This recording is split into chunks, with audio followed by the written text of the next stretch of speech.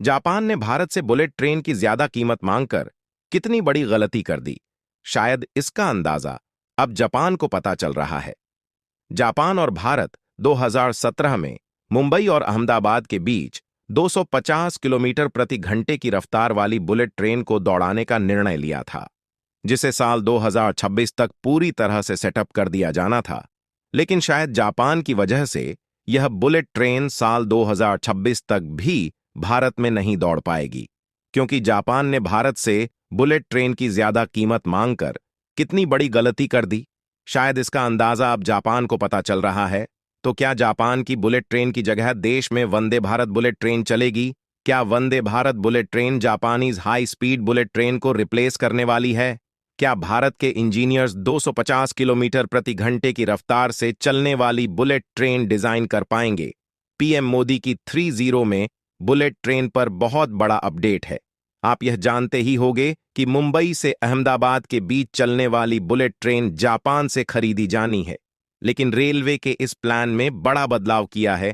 भारत में चलने वाली पहली बुलेट ट्रेन पर बदलाव क्या है, यह सब हम आपको बताएंगे। लेकिन उससे पहले वीडियो को एक लाइक कर दीजिए, क्योंकि यह आपके लिए 2 सेकंड का काम है, लेकिन इससे हमें काफी हौसला मिलता है।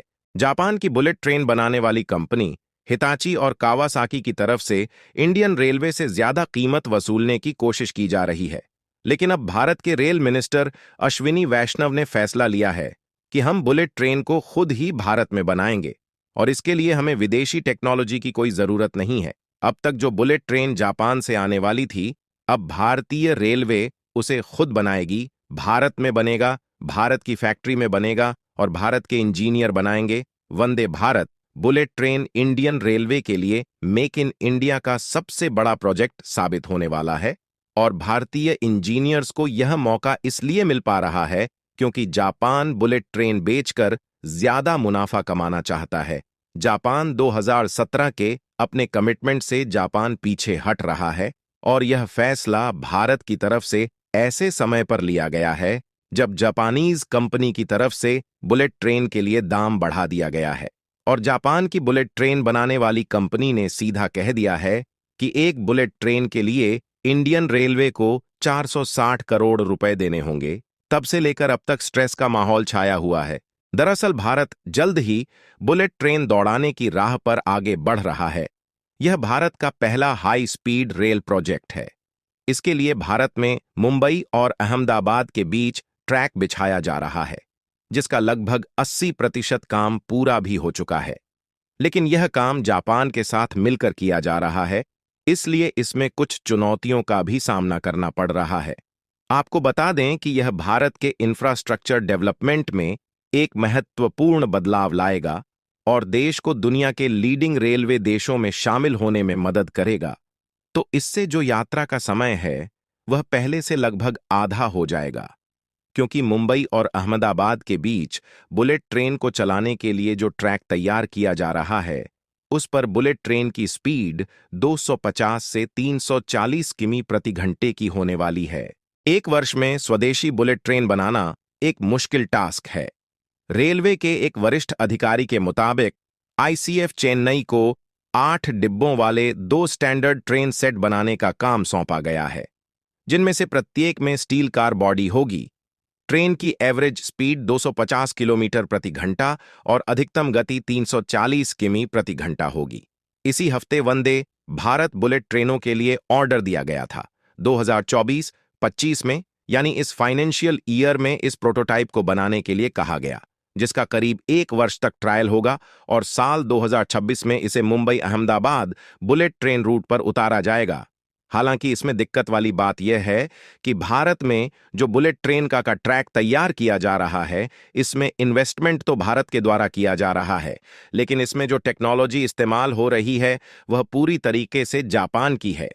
क्योंकि देखा जाए तो जापान पिछले कई सालों से बुलेट ट्रेन के मामले में सबसे आगे रहा है, और हमारे पास हाई स्पीड बुलेट ट्रेन को बनाकर खुद के बलबूते दौड़ाने की टेक्नोलॉजी मौजूद नहीं है।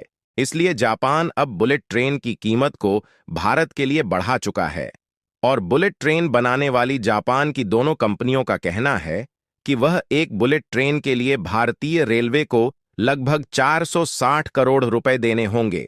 देखा जाए तो यह एक हिसाब से काफी बड़ी अमाउंट है, जो कि इंडियन रेलवे से जापान की कंपनी मांग कर रही है। वहीं दूसरी तरफ जापान की कंपनी का कहना है कि हमारे पास जो एजेस्टिफाई में भारत के एनवायरनमेंट के हिसाब से बदलाव करने होंगे, और क्योंकि यह ऑन दी सेल प्रोडक्ट नहीं है, इसलिए जापान की बुलेट ट्रेनों को प्रॉपर तरीके से भारत में दौड़ने के लिए उसमें बहुत सारे मॉडिफिकेशन करने होंगे, जैसे कि एयर कंडीशनिंग और फिर धूल को कंट्रोल करने के लिए क्या क्या किया जाना चाहिए।